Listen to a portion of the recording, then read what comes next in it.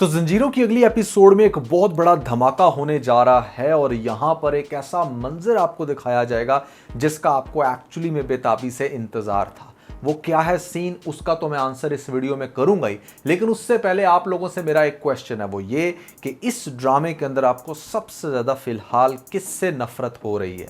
क्या वो है शरीन, या फिर सोराब, या फिर जाफरान, या हमारे पास बचता है तोरसम? इन चारों में से फिलहाल किसका गला दबाने को दिल कर रहा है? कौन है वो शख्स या फिर ऐसे में औरत जो आपको बिल्कुल भी बर्दाश्त नहीं है? तो काफी इंटरेस्टिंग ये वीडियो होने वाली है। फिर जो नए लोग आए मेरे चैनल पर, अगर आप लोगों ने अभी तक सब्सक्राइब का बटन नहीं दबाया तो जल्दी से दबा दें, क्योंकि पाकिस्तानी ड्रामास के यहाँ पर बेहतरीन रिव्यूज दिए जाते हैं। PK Luxus. We don't sell crap. अच्छा भाई, आपस की बात है, लेकिन सबसे पहले तो भाई लेटेस्ट एपिसोड के अंदर मुझे इन सीन्स ने बहुत ही ज़्यादा इंप्रेस किया। फर्स्ट टाइम मुझे रियलाइज़ हुआ कि यहाँ पर सरबुलंद एक्चुअली में शहरबानो से मोहब्बत करता था और इनकी कोई लव केमिस्ट्री भी थी।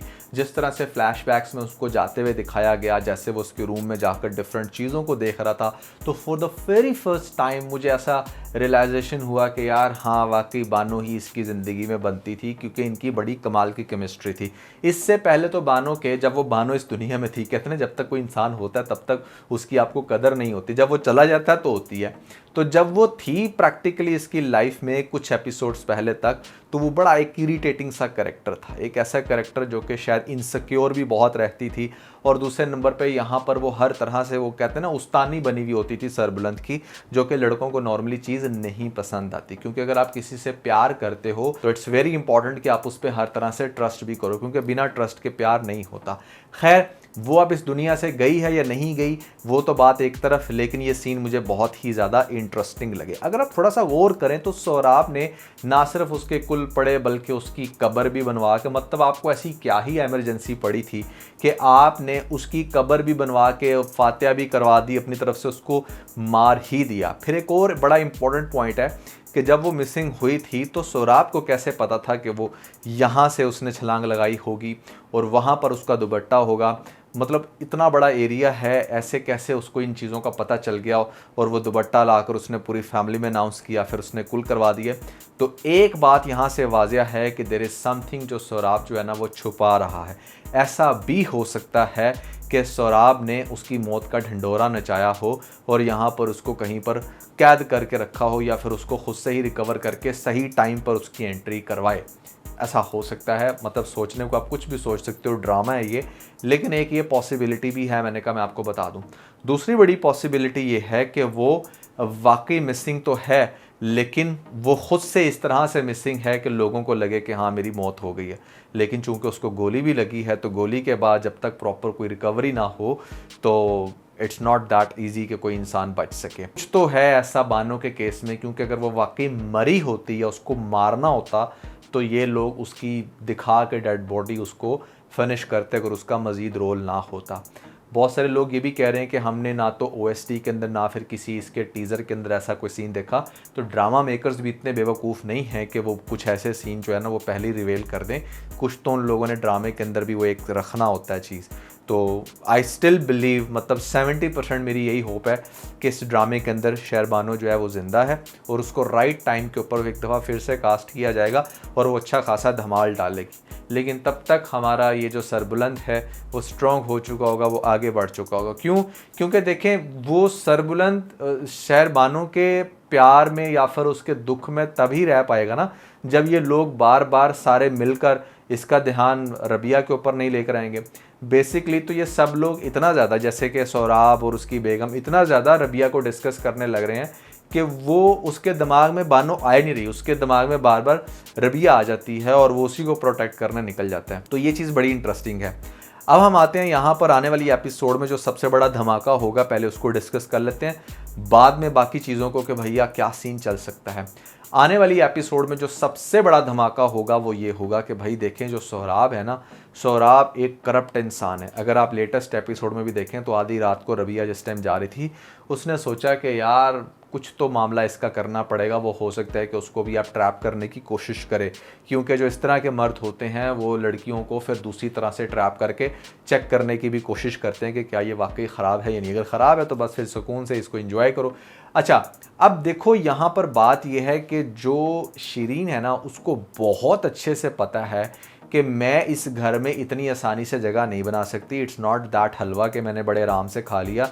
यहाँ पर ये जो है नूर मैडम, ये इतनी आसानी से अपनी पोजीशन नहीं छोड़ेंगी, क्योंकि चाहे इनका बंदा कुछ भी कर ले, ये उससे अलग नहीं हो रही। तो मुझे कुछ ना कुछ ऐसा करना है जिससे मैं इसको अलग करूं। इसलिए लेटेस्ट एपिसोड में वो उसको ऐसा ज़रा टेढ़ी निगाह से भी देख रही थी। उसने उसका ध्यान डाला सरबुलंद के ऊपर कि वो रबिया के साथ कुछ करने लग रहा है। और यहाँ पर आपने देखा कि लेटेस्ट एपिसोड में जिस तरह से जो बीजान है वो वॉशरूम के अंदर गिर जाती हैं, वो अगली एपिसोड में हॉस्पिटल में एडमिट हो जाएंगी। उसके पीछे होगा सरबुलंद और वहाँ पर रबिया। घर में होगी तो शीरीं, या फिर ऐसे में इसकी बेगम, जिसको हो सकता है कि ये ख़ुद भी वहाँ पर जाकर छोड़ा है हॉस्पिटल में। तो घर में और कोई भी नहीं होगा सवाए शीरीं की और सौराब के। तो that would be the perfect timing के जहाँ पर जो है ना अब शीरीं कोई ऐसा गुल खिलाए। उसके कमरे में, उसके वॉशरूम में जाके नहा धो के रेडी हो के श्रृंगार करके उसके बेड पे ऐसे सजी हुई होगी, जिसके बाद सौराब जो है ना वो एकदम से हल्का आ जाएगा कि मतलब ये क्या हो गया। लेकिन मर्द की कमज़ोरी होती है ना, ख़ास तौर पे इस तरह के करप्ट मर्द की, जब उसके सामने कोई इस तरह से सजी सवरी हुई लड़की आए और हो भी उसके बेड के ऊपर, तो वो कुछ ना कुछ तो गलत करना चाहेगा ही। लेकिन यहाँ पर शीरीन बहुत ही ज़्यादा इंटेलिजेंट है, मतलब करप्ट वे के अंदर उसे पता होगा कि किस टाइम इसकी बेगम ने घर खाना लेके आ रहा है और उसी टाइम मैंने ये धमाका करना है। क्योंकि जब हॉस्पिटल में कोई होता है तो एक बंदा आता है ना घर में आके खाना शाना लेने। तो मुझे ऐसा लगता है कि दिखाया जाएगा कि जिस टाइम यह यहाँ पर इस तरह से सज कर बैठी होगी और सौराब लाला भी जो है ना वो कमरे में आ चुके होंगे, तो ऐसे में बाहर से आ जाएगी कौन? यस, बाहर से आ जाएगी नूर। और नूर आकर जब देखेगी तो नूर तो एकदम से चौंक जाएगी। बट मुझे ऐसा लगता है कि Saurabh will be pretend like के जैसे कुछ नहीं हुआ, वो तो एक्चुअली में उसको देखने आया था। तो ये ऑलरेडी यहाँ पर रूम की सफाई कर रही थी। तो मुझे ऐसा लगता है कि फ़ौरन से ये शायद एक्सपोज ना हो, लेकिन हाँ अलबत्ता उसको शक ज़रूर पड़ जाएगा। वैसे मेरा आप लोगों से क्वेश्चन है वो ये कि यार आपने देखा है ये नूर जो कि बेसिकली सौराब की वाइफ है, क्या ये ज़्यादा दिखने में प्यारी है या फिर ये काम वाली? फॉरगेट अबाउट द रोल के किसको वाइफ का रोल मिला हुआ है किसको काम वाली का, लेकिन शीरीन वर्सेस नूर, दोनों के फेस फीचर्स, दोनों में से सबसे ज़्यादा फेस फीचर्स किसके ज़्यादा प्यारे हैं ये आपने मुझे कमेंट्स में बताना है। लेकिन अगर आप इस एपिसोड में अगेन मेरे से पूछो कि किसका गला दबाने को दिल करता है, तो वो अगेन शीरीन ही है। क्योंकि तोरसम नो डाउट बहुत बड़ा विलन है इस ड्रामे का, लेकिन फ़िलहाल वो कुछ 3, 4, 5 एपिसोड से ऐसा नहीं कर रहा, या उसका कोई ऐसी हरकत सामने नहीं आई, तो उसका गुस्सा फ़िलहाल ठंडा हुआ है। जो ज़ाफ़रान है वो सबसे एंड पर बड़ी जो चाल चलेगा उसको हम एंड पर डिस्कस करेंगे। लेकिन यहाँ पर फ़िलहाल जो सोहराब और शीरीं है, और उसके अंदर से भी जो शीरीं है ना, उसका तो दिल करता है बंदा गला ही दबा दे। अच्छा, वैसे एक और भी मेरा आप लोगों से क्वेश्चन है, वो ये कि यहाँ पर तोरसम को एक बड़ा नेगेटिव, बड़ा घटिया कैरेक्टर दिखाया है जो लेडीज़ के ऊपर बड़ी गंदी नज़र रखता है। तो हाउ कम्स वो अपने मामे की बेटी को बड़े आराम से जाने देता है, जबकि दिखने में वो भी अच्छी खासी प्यारी है। इनफैक्ट काफ़ी हद तक टक्कर देती है सज्जल अली से। मतलब आई नो कि आपको बड़ी बात अजीब लगेगी, सज्जल अली बहुत फेमस है तो इसलिए आपको वही प्यारी लगेगी, लेकिन जो मामे की बेटी उसकी दिखाई गई है वो भी कोई एवी नहीं है, अच्छी खासी उसकी फेस फीचर्स हैं। तो ये उसको कैसे छोड़ रहा है भाई? उसको क्यों नहीं ये टच कर रहा, या उसको क्यों नहीं यूज़ करने की कोशिश कर रहा? जो इस तरह के करप्ट बंदे होते हैं, या जिन्होंने लेडीज़ को सिर्फ़ और सिर्फ अपने यूज़ के लिए रखा होता है, वो भाई हर चलती लड़की के ऊपर जो है ना अपने फूल फेंकते हैं और ऐसे में उसको हासिल करने की कोशिश करते हैं। तो तोरसम being very stupid and negative character, उसकी गंदी नज़र यहाँ पर भी होनी चाहिए थी। जस्ट लाइक उसको कभी दिखाया गया कि जब उसकी मुलाकात होती है बानो से, तो वो बानो को भी ये कहता है कि मुझे भाई मत कहा करो, मेरी बहन जो है ना वो कोई नहीं है, या मैं चचा ज़ात या ताया ज़ात बेटी को बहन नहीं मानता। तो वहाँ से पता चल रहा था कि हाँ भाई that's how the character is. अच्छा, अब हम यहाँ पर डिस्कस करते हैं कि क्या होगा मज़ीद इस ड्रामे के अंदर। देखें, इस ड्रामे के अंदर सोहराब जो है ना, वो मुझे ऐसी फीलिंग आती है कि वो आगे जाकर, जैसे ज़ाफ़रान ने कहा कि उसको हम नहीं मारेंगे, वो उसकी थोड़ी बहुत नेचर को जानता है। तो इन लोगों ने पत्ता साफ़ करने की कोशिश करनी है सरबुलंद की, क्योंकि सरबुलंद अगर दरमियान से जाएगा तो ही यहाँ पर सोहराब उनके साथ मिलकर ये लोग अपनी जो भी एक गंदी सल्तनत कायम करने की कोशिश करेंगे वो करेंगे। तो ये सारा सिनेरियो होने वाला है आने वाली एपिसोड्स में। एंड मोस्ट इम्पॉर्टेंटली जो हमारी बानो है बानो एक बड़ा ही इंटरेस्टिंग अब एक सब्जेक्ट बन चुका है इस ड्रामे का, और ये भी दिखाया जा रहा है कि सरबुलंद उसको बड़ा मिस कर रहा है। तो रबिया भी कोई इतनी सेल्फिश नहीं है कि यहाँ पर फ़ौरन से वो सरबुलंद की ज़िंदगी में आने की कोशिश करे। लेकिन हाँ, इर्द गिर्द के नेगेटिव लोग इन दोनों को इतना डिस्कस करेंगे जिसकी वजह से उन दोनों की फीलिंग्स बन जाएंगी, और जब उन दोनों की फीलिंग्स बनेंगी तो ड्रामा बहुत ज़्यादा इंटरेस्टिंग होगा, क्योंकि उसी मोमेंट पर मुझे ऐसा लगता है कि बानो भी कहीं से फिक्स होकर या फिर रिकवर होकर आ जाएगी और ड्रामे के अंदर ठीक ठाक तड़का लगेगा। या अगर उसके भाई ने उसको कहीं पर किडनैप करके रखा है, बंद करके रखा है, ठीक करवा कर सामने नहीं ला रहा, तो भी चीज़ तब तक वाजिया हो जाएगी। लेकिन एक बात तो कन्फर्म है, अगर बानो सामने आ गई तो सोहराब का करियर कहाँ जाएगा।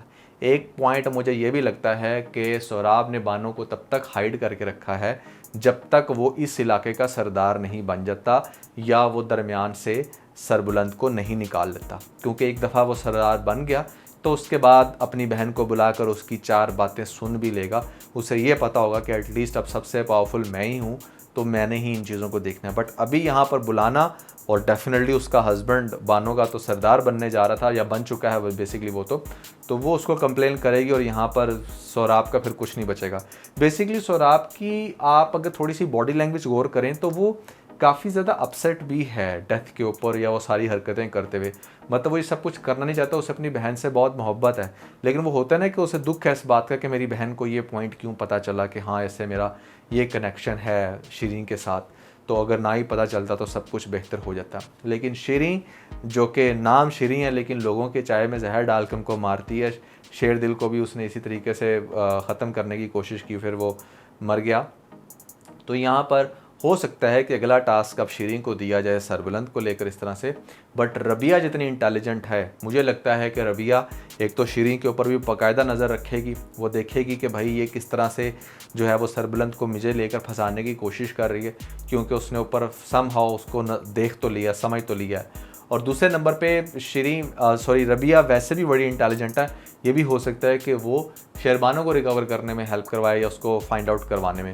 तो ड्रामा इन दोनों पर्सपेक्टिव में बड़ा इंटरेस्टिंग है, बहुत ही ज़्यादा मज़ा आ रहा है मुझे देखने का। और मैं समझता हूँ कि फ़िलहाल 2026 का ये one of the best drama बन चुका है। इससे पहले ना तो कोई इतना ड्रामा इस लेवल का था, और ना ही फ़िलहाल मुझे कोई उम्मीद है कि by the end of this year कोई ऐसा ड्रामा आने वाला है।